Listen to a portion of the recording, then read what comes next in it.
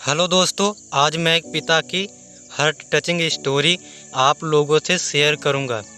यह दिल को छू लेने वाली कहानी है। एक पिता के जज्बातों की कहानी है। इस कहानी से आप लोगों को बहुत कुछ सीखने को मिलेगा। तो चलिए कहानी को शुरू करते हैं।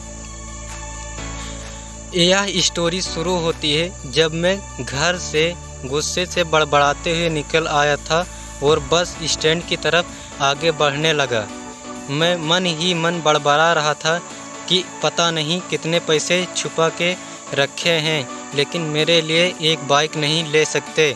अब मैं यहाँ से चला जाऊँगा और तब तक वापस नहीं आऊँगा जब तक मैं खुद के पैसों से बाइक नई नहीं खरीद लेता।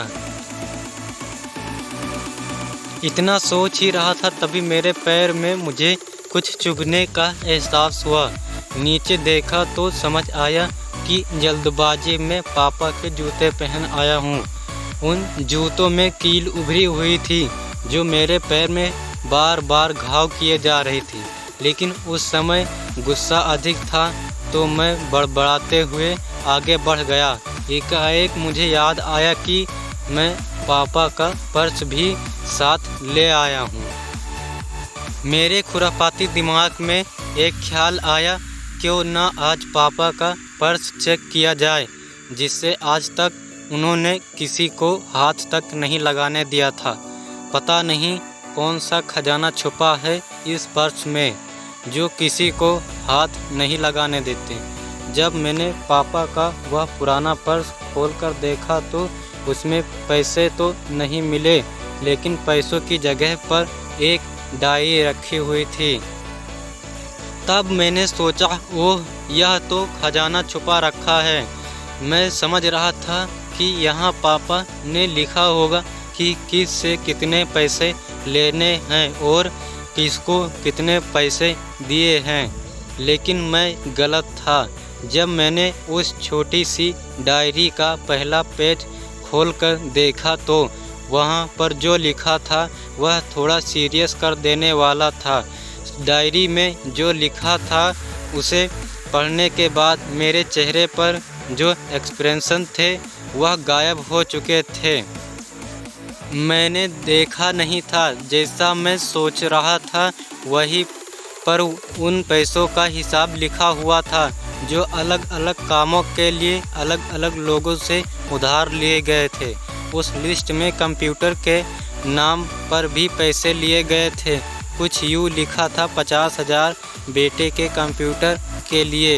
यह वही कंप्यूटर था जिसे मैं आज तक यूज कर रहा हूँ, लेकिन मुझे पता नहीं था उस कंप्यूटर को खरीदने के लिए पैसे कहाँ से आए थे।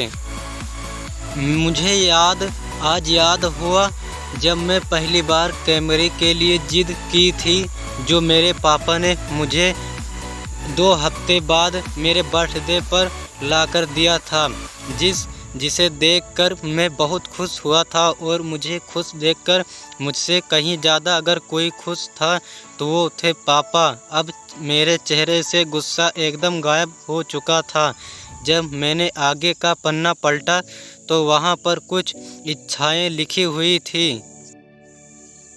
पहली जो 20 थी उसमें जो लिखा हुआ था अच्छे जूते पहनना। यह बात मेरी कुछ समझ नहीं आई। तभी मेरा पाँव अचानक सड़क पर भरे हुए पानी पर जा पड़ा और तभी मेरे पाँव में कुछ गीलीपन होने का एहसास हुआ। जब मैंने जूता उतार कर देखा तो उसका तल्ला टूटा हुआ था। यह देखकर मुझे डायरी में लिखी बात याद आ गई।